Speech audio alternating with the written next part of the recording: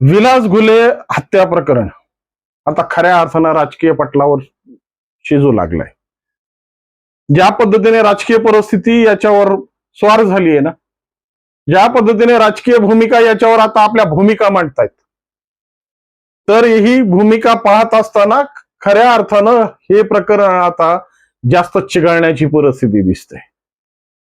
कारण की ज्या पद्धतीने या पीडित कुटुंबियांनी न्याय मागण्यासाठी ज्या पद्धतीच्या आंदोलनाची भूमिका घेतली, ज्या पद्धतीने 4 दिवस ही आंदोलनाची जी पेटलेली मशाल केजमध्ये तेवत ठेवली आणि वास्तविक स्वरूपात ज्या पद्धतीची भूमिका आता राजकीय परिस्थिती ही भूमिका मांडते ना, त्यामुळे विलासला ज्या पद्धतीच्या न्यायाच्या कढघऱ्यामध्ये उभे करण्यात आले, विलासची जी भूमिका आधी 3 दिवस प्रतारित करण्यात आली आणि आज वास्तविक स्वरूपात ज्या पद्धतीनं विलासच्या भाऊ रमेश घुलेंनी ज्या पद्धतीने 10व्या आरोपीचा नाव घेऊन पुरवणी जबाबामध्ये जी भूमिका मांडली, त्यालाच आता म्हणजे न्यायिक कटघऱ्यात उभं करण्यात आलंय.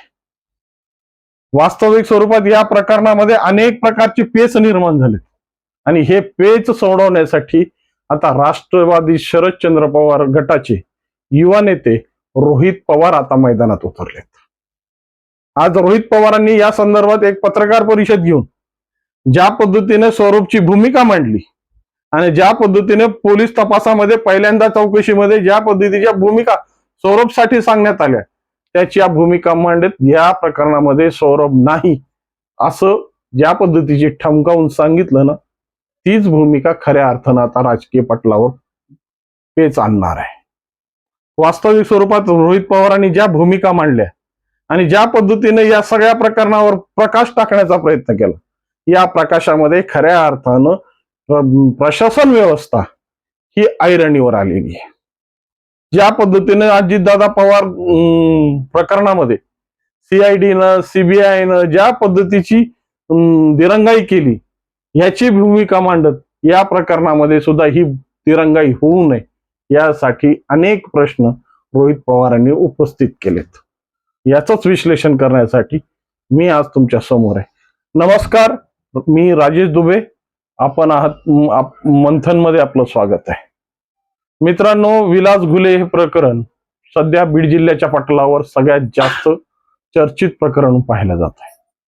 ज्या पद्धतीने या प्रकरणाची भूमिका आणि हे प्रकरण झाल्यापासून ज्या पद्धतीनं टाकळीकर हे आंदोलनाच्या भूमिकेत आहेत, विलासची 20 तारखेला ज्या पद्धतीने प्राणज्योत मावळी आणि विलासच्या प्राणज्योत मावळ्यानंतर हे टाकळीकर रस्त्यावर आलेत. पहिल्यांदा पोलीस स्टेशन समोर त्यांनी ठिय्या आंदोलन मांडलं आणि या ठिय्या आंदोलनाच्या माध्यमातून ज्या पद्धतीनं या आरोपींच्या मुसक्या आवळला, यामुळं उभं केलेलं हे आंदोलन 3 दिवस 4 दिवस तेवत राहिलं, तेवत ठेवण्यात आलं. वास्तविक स्वरूपात विलासला न्याय मिळवण्यासाठी जरा पीडित कुटुंबियाकडून अशा पद्धतीच्या परिस्थित्या प्रशासनाने जर निर्माण केल्या असतील, वास्तविक स्वरूपात जर आज पीडित कुटुंबियाची भूमिका ऐकण्यासाठी प्रशासन या पद्धतीच्या भूमिकेत असेल, तर खऱ्या अर्थानं या देशात लोकशाही राहिली का? हाच सगळ्यात मोठा सवाल आता राजकीय पटलावर विचारला गेला पाहिजे.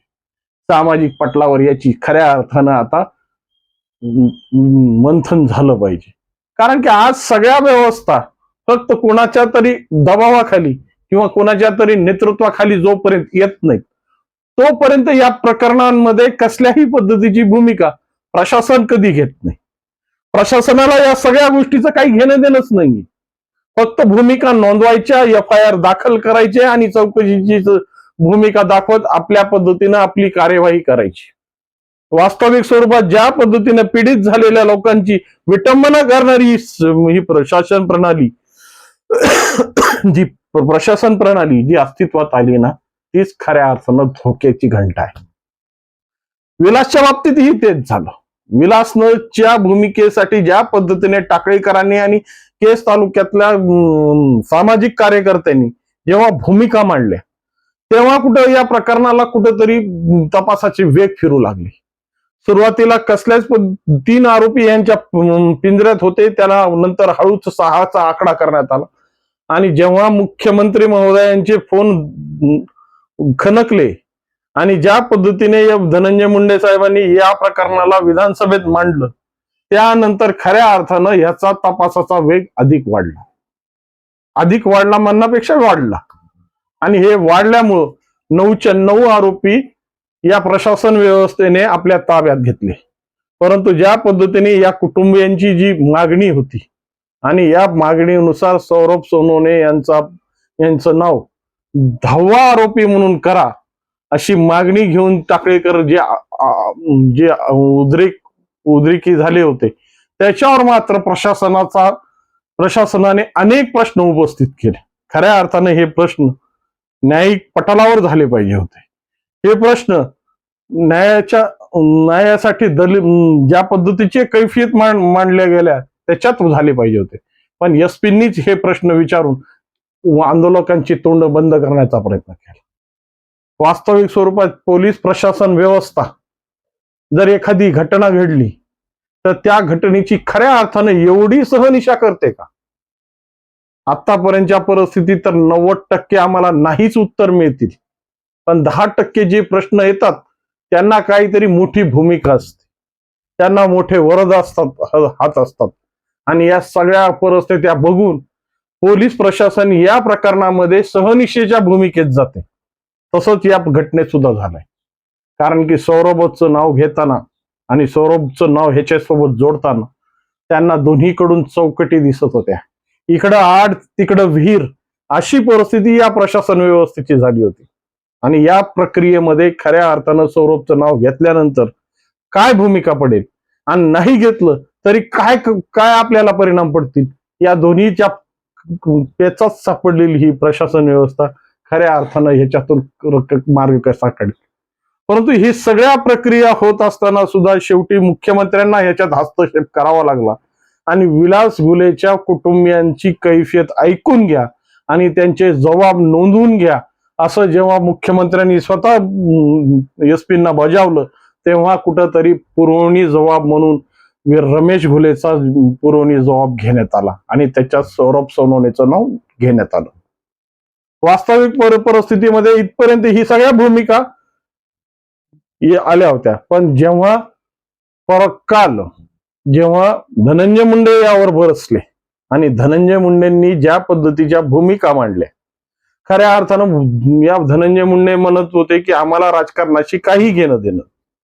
ज्या पद्धतीने रमेशनं मांडलेल्या भूमिका आणि रमेशनं दिलेल्या पुरवणी जबाब मधला आरोपी तुम्ही कोणत्या कारणामुळे बाहेर ठेवलाय, तो या सगळ्या पुराव्याशी छेडछाड करणार नाही याची शाश्वती या पोलीस विभागाला कस काय येते. आणि ज्या पद्धतीने या सगळ्या प्रकरण शिस्त आहेत, या प्रकरणाची ज्या पद्धतीने भूमिका मांडली जाते त्यामध्ये या सगळ्या गोष्टी राजकीय वरद असल्यामुळं शक्य आहे. वास्तविक स्वरूपात धनंजय मुंडेंनीही पोलीस प्रशासनाच्या भूमिकेवर खूप मोठे प्रश्नचिन्ह उभे केले. आणि हेच प्रश्नचिन्ह आज परत राष्ट्रवादीचे युवा नेते रोहित पवारांनी सुद्धा या पद्धतीच्या भूमिका मांडल्या. पण या भूमिका मांडत असताना सौरभची भूमिका याच्यात नाही. सौरभच्या ज्या प्राथमिक चौकशा झाल्या, सौरभला ज्या पद्धतीने प्राथमिक चौकशीमध्ये सीसीटीव्ही फुटेजच्या माध्यमातून म्हणा, त्याच्या जबाबातून म्हणा, या सगळ्या संदर्भात सौरभचा विषय नाही. विनाकारण सौरभला यात अडकवण्याचा प्रयत्न करू नका अशा परिस्थिती मांडण्यासाठी रोहित पवारांनी आज पत्रकार परिषद घेतली. पण खऱ्या अर्थानं ही जे दोन्ही भूमिका पाहिल्या आणि दोन्ही परिस्थिती जर निर्माण झाल्या तर वास्तविक स्वरूपात जो खरा विषय उठतो, जो खरा विषय मांडला जातोय तो म्हणजे विलास घुलेच्या हत्या प्रकरणातले दोषी कोण. वास्तविक स्वरूपात सगळ्यात मोठी भूमिका या विलासच्या न्यायाच्या संदर्भात येते.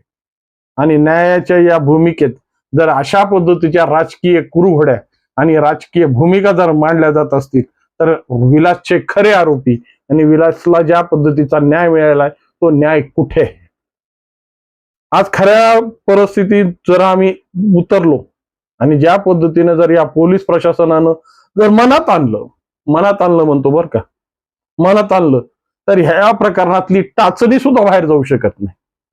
या प्रकरणातली मुंगी सुद्धा कुठल्या परिक्षेत्रात जाऊ शकत नाही. पण ज्या पद्धतीच्या परिस्थित्या निर्माण होत आहेत, ज्या पद्धतीने भूमिका मांडल्या जात आहेत, त्या भूमिका मांडल्यानंतर जर अशा पद्धतीच्या भूमिकेत जर प्रशासन व्यवस्था अडकत असेल आणि ज्यांना आधीच उल्हास आणि त्याच्यात आलेला फाल्गुन मास जर अशा पद्धतीने समोर येत असेल तर विलासला न्याय मिळणार कसा? खऱ्या अर्थानं या सगळ्या 22 प्रकरणाची जी भूमिका धनंजय मुंडेंनी मांडली आणि ज्या पद्धतीने हे 22 प्रकरण जिल्ह्यात ज्या पद्धतीने पटलावर आहेत, ज्या पद्धतीने या पटलावर ज्या पद्धतीची परिस्थिती मांडतायत आणि वास्तविक स्वरूपात एकाच तालुक्यात 2 घटना घडल्या आहेत. या दोन्ही घटनांमध्ये 2 वेगवेगळ्या पद्धतीचे सूत्र प्रशासन कसं वापरू शकतं, असे अनेक प्रश्न आता धनंजय मुंडेंनी पटलावर आणले. नेमकं या पटलावरच्या या प्रश्नांची उत्तर प्रशासन कसं देणार आणि प्रशासनाच्या समोर ज्या भूमिका मांडून आज दोन्ही नेते ज्या पद्धतीने शांत झालेत, आता याच्या खऱ्या कसोट्या या SITचे प्रमुख एम व्यंकटराम आणि त्यांची सहकारी आता कशा पद्धतीने सोडवणार, याची जर भूमिका तुमच्या मनात येत असेल, याबद्दल तुमच्या मनात काही प्रश्न निर्माण होत असतील तर 100% कॉमेंटच्या माध्यमातून कळवा. आणि व्हिडिओ आवडला असेल तर लाईक, शेअर आणि सबस्क्राईब करायला विसरू नमस्कार.